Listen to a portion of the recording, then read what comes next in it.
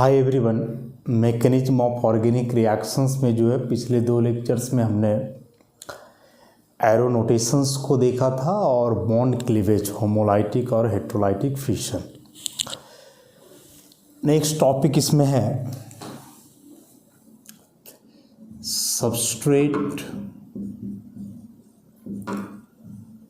And reagent.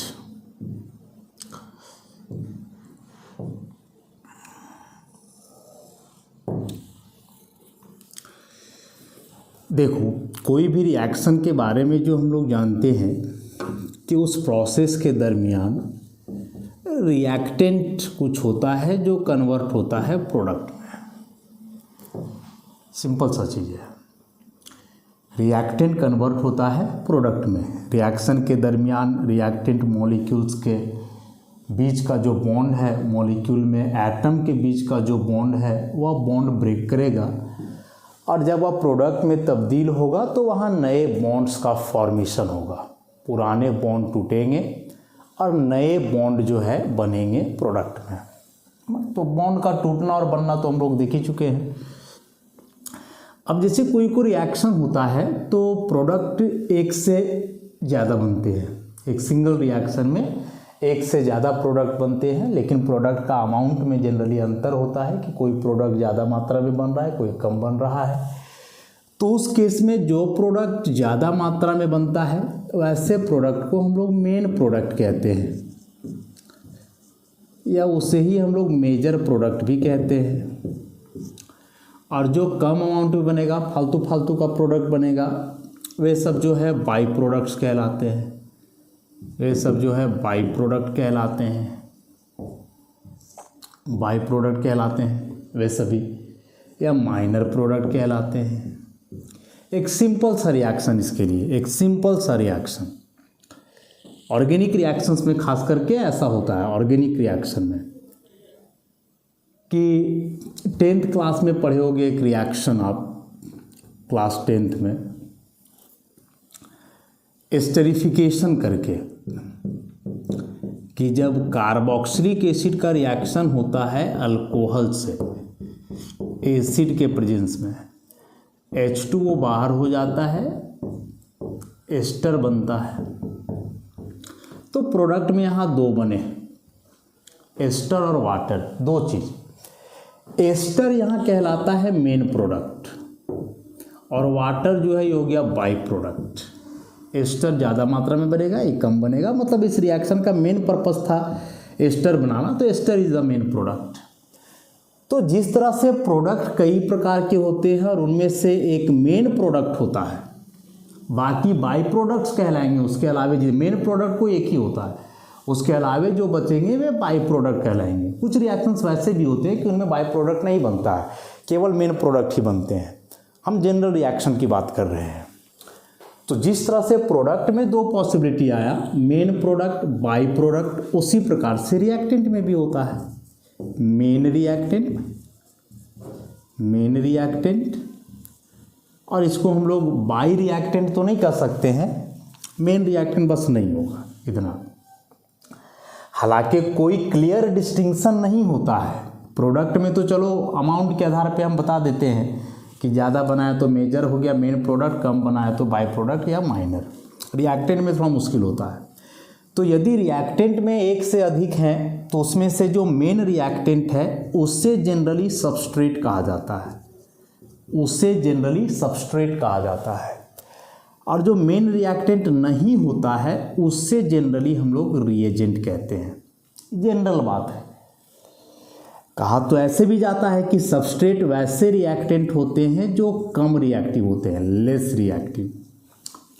Reagent वैसे होते हैं जो मोर रिएक्टिव होते हैं, जो मोर रिएक्टिव होते हैं। तो reactant main side, main reactant is the substrate which is generally less reactive and the side reactant is reagent which is generally more reactive। Clear distinction हम फिर से कह रहे हैं कि कुछ खास क्लियर डिस्टिंक्शन नहीं है इन दोनों में, लेकिन समझने के लिए इतना सा बात जो है हम लोग समझ सकते हैं। अब ऑर्गेनिक रिएक्शंस बेसिकली वैसे होते हैं ना जिनमें सबस्ट्रेट और रिएजेंट दोनों का होना अनिवार्य ही है। चाहोगे कि केवल एक सिंगल सबस्ट्रेट रहे तो रिएक्शन हो जाए, केवल रिएजेंट से तो होगा नहीं, पहले सबस्ट्रेट मेन है। मेन हम लोग पता कर चुके हैं कि main reactant is the substrate, तो केवल सबस्ट्रेट हो रिएजेंट हो ही ना, कोई फर्क नहीं पड़ता है, रिएक्शन होगा ही नहीं रिएक्शन। तो सबस्ट्रेट और रिएजेंट दोनों होते हैं और इन दोनों के कॉम्बिनेशन से, इन दोनों के रिएक्शन से प्रोडक्ट का जो है फॉर्मेशन होता है।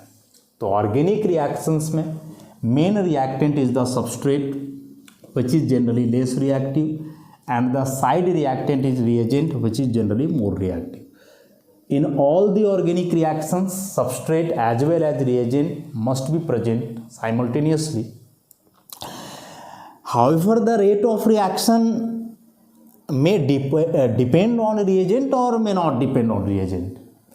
मतलब रिएक्शन में होना जरूरी दोनों का है, सबस्ट्रेट का और रिएजेंट का भी, लेकिन वैसे रिएक्शन का जो रेट होगा वह रेट कोई ज़रूरी नहीं है कि सबस्ट्रेट और रिएजेंट दोनों पे डिपेंड करे। सबस्ट्रेट पे तो करेगा, ये डेफिनेटली करेगा, रिएजेंट पे करेगा या नहीं करेगा वो रिएक्शन के नेचर पे डिपेंड करता है, उसमें कहा नहीं जा सकता है फिक्स। जो आगे हम लोग धीरे धीरे पढ़ेंगे इसमें देखेंगे, इन्हीं चीज़ों के बारे में पढ़ना है। अब इसमें सबस्ट्रेट के बारे में कुछ खास कहानी है नहीं। सबस्ट्रेट समझ लो कि जितने टाइप के आप ऑर्गेनिक कंपाउंड पढ़े हो all are substrate. Alkane substrate है, अल्कीन सबस्ट्रेट है, अल्काइन सबस्ट्रेट है, अल्डिहाइड, कीटोन, कार्बोक्सिलिक एसिड जो भी पढ़े, अल्कोहल, मतलब जितने क्लास के आप ऑर्गेनिक कंपाउंड पढ़े हो ऑल आर सबस्ट्रेट। जितने भी तरह के ऑर्गेनिक कंपाउंड आपने पढ़ा है, चाहे वह नाइट्राइल हो, नाइट्रो हो, हैलोजन कंपाउंड्स हो, अल्डिहाइड, कीटोन, कार्बोक्सिलिक एसिड हो, अल्कोहल, फिनॉल, ईथर और कुछ भी, वे सबके सब सबस्ट्रेट में आते हैं, सबके सब।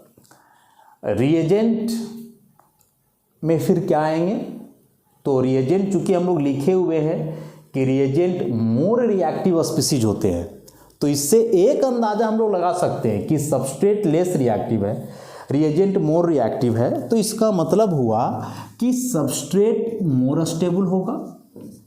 आखिर लेस रिएक्टिव इसीलिए है क्योंकि स्टेबिलिटी ज़्यादा है। सेलेक्टिविटी और रिएक्टिविटी का प्रिंसिपल तो हम लोग जानते हैं या जानेंगे आगे। अरे मोर रिएक्टिव कहने का मतलब ही लेस स्टेबल होगा, सिंपल सी बात है, लेस स्टेबल होगा। तो मेन रिएक्टेंट सबस्ट्रेट है जो कि कम रिएक्टिव है। इसका रीजन है कि यह ज़्यादा स्टेबल है। जो ज़्यादा स्टेबल होता है, इतना याद रखना कि स्टेबिलिटी जो है ना और रिएक्टिविटी दोनों एक दूसरे का रेसिप्रोकल होते हैं। इसको नोट करोगे, बड़ा इंपॉर्टेंट चीज़ है कि यदि रिएक्टिविटी ज़्यादा है तो स्टेबिलिटी कम होगा, रिएक्टिविटी कम है तो फिर स्टेबिलिटी ज़्यादा होगा। तो यहाँ हम लोग चूँकि पहले ही लिख चुके हैं कि लेस रिएक्टिव है, इसका मतलब यही होता है कि ज़्यादा स्टेबल है। इसके बारे में लिख चुके हैं मोर रिएक्टिव है, इसका मतलब ही लेस स्टेबल होगा।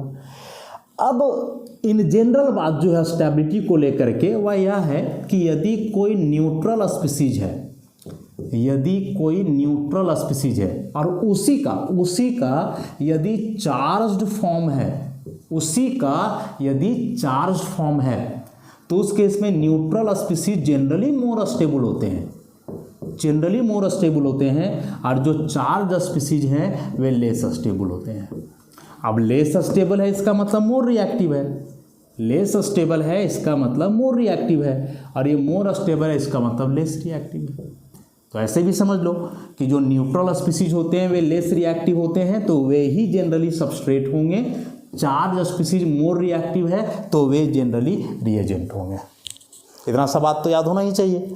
बहुत क्लियर सा और बड़ा इंपॉर्टेंट बात कहा जा रहा है। ये बेसिक सी बातें हैं जो जनरली नहीं पल्ले पड़ता है, फिर पूरे ऑर्गेनिक में जो है माथा खपाते रह जाओगे, कोई फर्क नहीं पड़ने वाला है। इसलिए इन पॉइंट्स को आप नोट करोगे। नोट्स में ये चीज़ें नहीं मिलेंगी, नोट्स में जो है ये चीज़ें नहीं मिलेंगी, इसलिए इनको जो है आप ध्यान में रखते चलोगे। तो एग्जाम्पल से इसको समझे, ज़्यादा क्लियर हो पाएगा। जैसे मान लिया जाए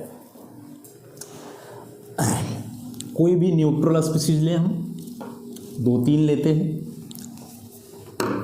NH3 अमोनिया न्यूट्रल स्पीसीज है, इसका एक प्रोटॉन हटा करके NH2 माइनस कर दो, क्या ही दिक्कत है। अल्कोहल एक न्यूट्रल स्पीसीज है, इसका एक H हटा करके माइनस कर दो। कार्बोक्सिलिक एसिड एक न्यूट्रल स्पीसीज है, इसका भी एक H हटा करके माइनस कर दो। माइनस ही नहीं प्लस भी हो सकता है, जैसे CH4 है, इसके एक हाइड्रोजन को हटा करके प्लस कर दो, क्या दिक्कत है ऐसे। अब इनमें यदि हम कंपैरिजन करें कि which one is substrate and which one is reagent, comparison एक दूसरे के साथ, तो पूरा कहानी सुना ही चुके हैं इधर हम। न्यूट्रल स्पीसीज है भाई, तो लेस रिएक्टिव होगा, ज़्यादा स्टेबल होगा, तो यह सबस्ट्रेट होना है। चार्ज है तो जनरली रिएजेंट होगा। तो इनमें से ये सभी के सभी रिएजेंट हैं, no doubt, all are reagent. इसके तुलना में ये ज़्यादा रिएक्टिव है, इसके तुलना में ये ज़्यादा रिएक्टिव है, इसके तुलना में ज़्यादा इरिएक्टिव है, इसके तुलना में ज़्यादा इरिएक्टिव है। अब चूंकि ये सभी पेरेंट से ज़्यादा रिएक्टिव है, मतलब कम स्टेबल है, इसके तुलना में कम स्टेबल, इसके तुलना में कम स्टेबल, इसके तुलना में, और इसके स्टेबिलिटी की यदि हम लोग बात करेंगे तो थोड़ा सा अंतर होता है, जो देखेंगे आगे। इसके तुलना में कम स्टेबल, तो जो कम स्टेबल है मोर रिएक्टिव होगा, कम स्टेबल है वह मोर रिएक्टिव होगा। तो ये रिएजेंट हो जाएंगे, लिखे हुए इधर हम, ये सबस्ट्रेट होंगे बेसिकली। पूछे कि CH4 और CH3 प्लस, तो CH3 प्लस रिएजेंट की कैटेगरी में आएगा, चार्ज्ड है, मोर रिएक्टिव है, CH4 इज द सबस्ट्रेट।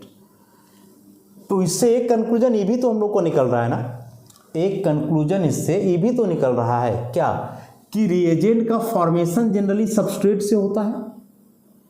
आखिर इसे आप सबस्ट्रेट कर रहे हो और इसे रिएजेंट कर रहे हो, तो कहाँ से आया है, इसी से आया ना, इसका प्रोटॉन हटा तो ही बना। तो इसका सिंपल सा मतलब हुआ कि सबस्ट्रेट से रिएजेंट बनता है, सबस्ट्रेट से ही रिएजेंट बनता है। मतलब यदि कोई रिएजेंट है तो वह सबस्ट्रेट का ही कोई पार्ट हो सकता है, मे बी वही सबस्ट्रेट का पार्ट हो, या हो सकता है किसी दूसरे सबस्ट्रेट का पार्ट हो। मतलब एक रिएक्शन में आप कोई सबस्ट्रेट लिए हुए हो तो उसी सबस्ट्रेट का रिएजेंट भी हो सकता है, या किसी दूसरे सबस्ट्रेट का होगा।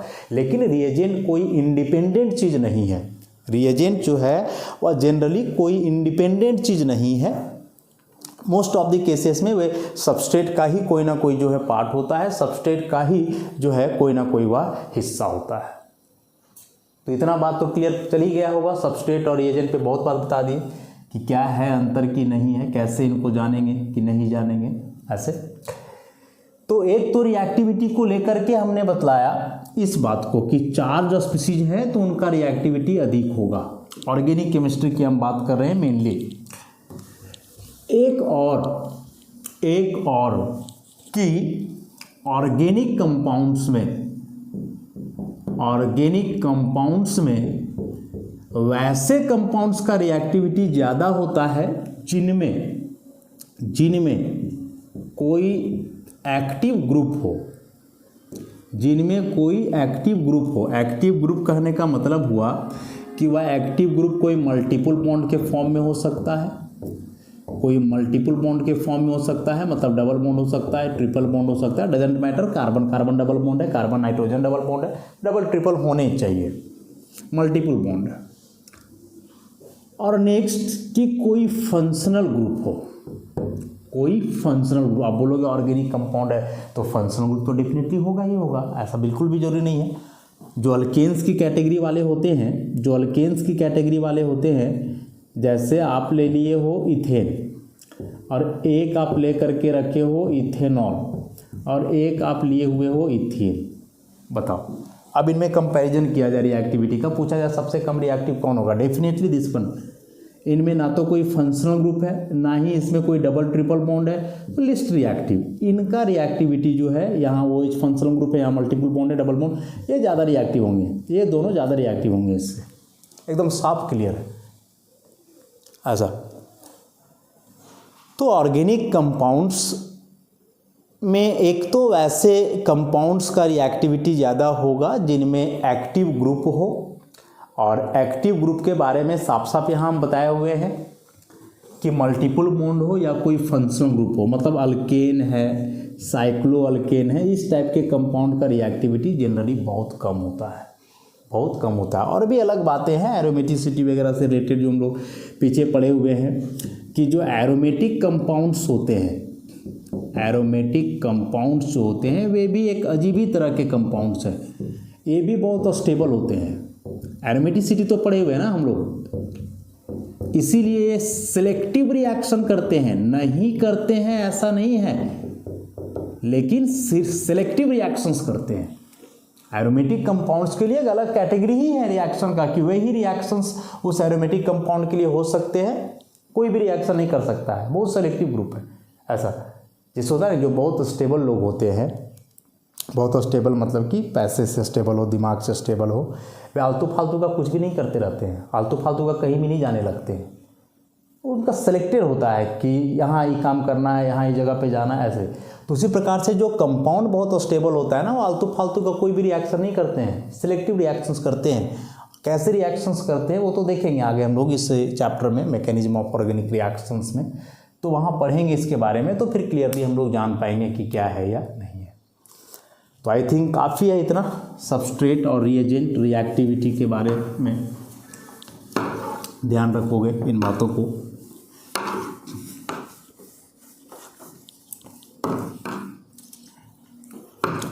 मेनली हम लोग को जो है डील करना है इसमें रिएजेंट से, चूँकि सबस्ट्रेट हमने बता दिया कि जितने भी ऑर्गेनिक कंपाउंड, जितने तरह के ऑर्गेनिक कंपाउंड्स आप जानते हो, all are substrate and all are not equally reactive, all are not equally reactive, ये सभी एक जैसे रिएक्टिव नहीं होते हैं, कुछ ज़्यादा तो कुछ कम, वो डिपेंड करेगा, आगे हम लोग पढ़ेंगे तो क्लियर हो जाएगा सब। तो मेनली हम लोग को फोकस करके चलना है इसमें रिएजेंट में, रिएजेंट में। तो रिएजेंट के बारे में क्या क्या भी हम लोग पढ़े, क्या क्या पढ़े हम लोग। सबसे पहला कि मोर रिएक्टिव पार्ट होगा, मोर रिएक्टिव पार्ट होगा, और मोर रिएक्टिव होने का मतलब हुआ कि लेस स्टेबल होगा। पॉसिबिलिटी है कि यह पार्ट ऑफ सबस्ट्रेट हो, सबस्ट्रेट का ही पार्ट हो, चार्ज्ड हो, generally not always charged species हो, न्यूट्रल भी हो सकता है, may be neutral also, may be neutral also, neutral भी हो सकते हैं ऐसा। अब यदि ये चार्ज्ड स्पीसीज हैं, इस बात को हम लोग पकड़ करके चलें, चार्ज आते ही दिमाग में घूमने लगेगा कि भाई दो तरह का चार्ज होता है, पॉजिटिव नेगेटिव, तो यहाँ इन रिएजेंट्स पे कैसा चार्ज होना है, तो ऑब्वियसली दो तरह का चार्ज है तो दोनों हो सकते हैं, पॉजिटिव चार्ज भी नेगेटिव चार्ज भी, और ये दो तरह के चार्ज होंगे, मतलब रिएजेंट का फिर आगे क्लासिफिकेशन होना है, सिंपल सी बात है। तो ये जो रिएजेंट्स होते हैं, ये जो रिएजेंट्स होते हैं, ये होते हैं दो तरह के। एक को हम लोग कहते हैं न्यूक्लियोफिलिक रिएजेंट, न्यूक्लियोफिलिक रिएजेंट, और दूसरा इलेक्ट्रोफिलिक रिएजेंट। पूरा ऑर्गेनिक केमिस्ट्री में जो सबसे ज़्यादा तांडव करने वाले हैं वे यही दोनों हैं, न्यूक्लियोफिलिक रिएजेंट और इलेक्ट्रोफिलिक रिएजेंट। तांडव करने वाले ग्रुप्स हैं, माने जहाँ भी झमेला हुआ, कुछ हुआ ऑर्गेनिक रिएक्शंस में, समझ जाओगे कि इलेक्ट्रोफाइल और न्यूक्लियोफाइल वहाँ हाजिर हो चुका है। बस इतना सा बात को जान लो। पूरे ऑर्गेनिक केमिस्ट्री में जो हौच पौच करके रखेगा ना, तो यही दोनों, न्यूक्लियोफाइल इलेक्ट्रोफाइल, हर एक रिएक्शन में घुस जाएंगे, कौन इलेक्ट्रोफाइल कौन न्यूक्लियोफाइल, कौन ज़्यादा न्यूक्लियोफिलिक कौन कम, कौन ज़्यादा इलेक्ट्रोफिलिक कौन कम, यही सब पर चर्चा चलना है पूरे ऑर्गेनिक में। माने ऑर्गेनिक में तो यूँ समझ लो ना कि 90% चर्चा केवल इन्हीं का है, 90% चर्चा केवल इन्हीं का है। पूरे ऑर्गेनिक केमिस्ट्री की हम बात कर रहे हैं, तरीका अलग अलग है, लेकिन चर्चाएं तो इन्हीं दोनों की होती हैं पूरे ऑर्गेनिक केमिस्ट्री में। अब इनके बारे में, अब चूँकि हम कह रहे हैं कि 90% चर्चा इन्हीं का है, तो फिर हम लोग को भी तो चर्चा करना ही पड़ेगा इनके बारे में कि क्या है इनमें, कि हर जगह घुस जाते हैं, इनके बगैर कोई रिएक्शन का ना तो उद्घाटन हो सकता है, ना तो उद्यापन हो सकता है, ना तो शुरू हो सकता है, ना तो अंत हो सकता है। तो first of all nucleophilic reagent, nucleophilic reagent short में इन्हें हम न्यूक्लियोफाइल्स के नाम से भी जानते हैं, न्यूक्लियोफाइल्स भी कहते हैं इनको। इन्हीं को इलेक्ट्रॉन रिच रिएजेंट भी कहा जाता है, इन्हीं को इलेक्ट्रॉन रिच रिएजेंट भी कहा जाता है। अब इसको काफ़ी क्लियरली हम लोग जो है समझते चलें। ये जो दो वर्ड है ना, न्यूक्लियो और फिलिक, इसका मतलब अंदाज़ा लगा पा रहे होंगे कि न्यूक्लियो का मतलब हो रहा है यहाँ से न्यूक्लियस, और न्यूक्लियस कहने का मतलब कि एक positively charge centre, positive centre. और यह जो वर्ड है ना फिलिक, इसका मतलब होता है एफिनिटी, और एफिनिटी का मतलब होता है किसी के प्रति लगाव, लव। और लव का मतलब है, लगाव का मतलब है कि यदि आप किसी से जुड़े हुए हो, किसी भी चीज़ से जुड़े हुए हो, आप उसे पाना चाहोगे। आप एक लड़का हो, किसी लड़की को चाह रहे हो, उसके प्रति आपका एफिनिटी है, आप उसे पाना चाहोगे। कोई लड़की हो, लड़के के प्रति लगाव है, आप उसे पाना चाहोगे। नहीं मतलब है इन चीज़ों से, आप अपने ड्रीम को लेकर के फैसिनेट हो, ड्रीम को लेकर के उसके प्रति एफिनिटी आपका है, तो आप उस ड्रीम को पाना चाहोगे।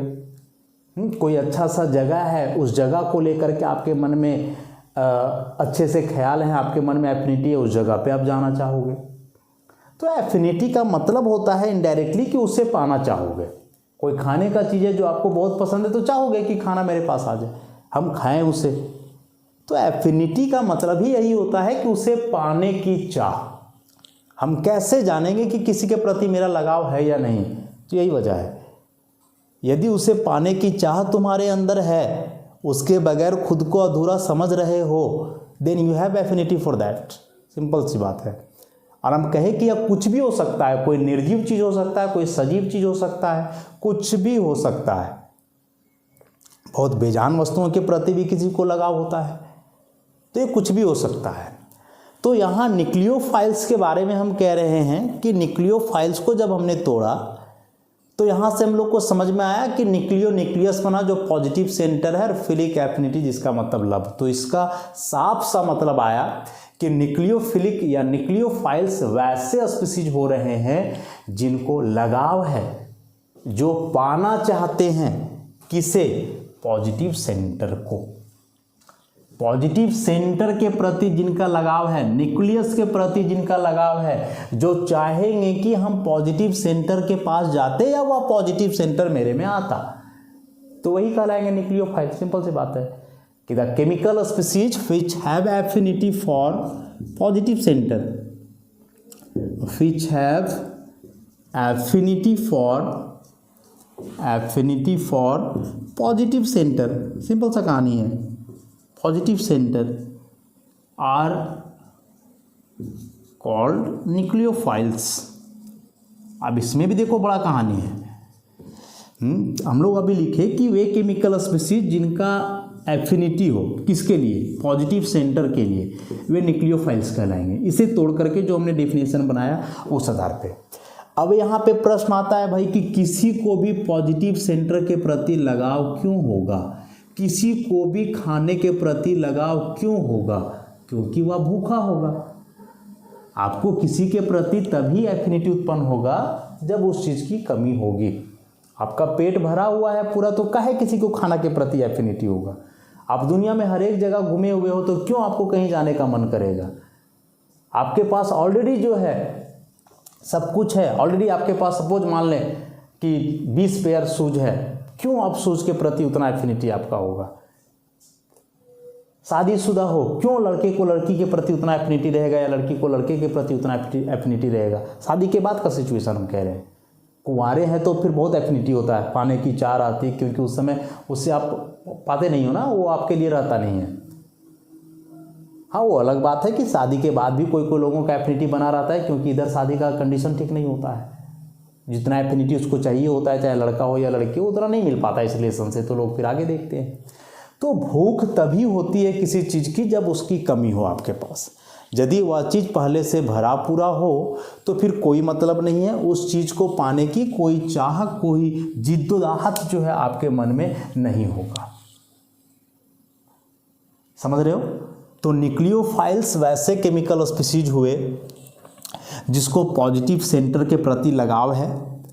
क्यों लगाव है पॉजिटिव सेंटर के प्रति? तो ये हम बताए कि पॉजिटिव सेंटर की भूख है उसे। क्यों भूख है, इसे हम लोग डील करेंगे नेक्स्ट लेक्चर में। तो आज के लिए इतना ही, धन्यवाद।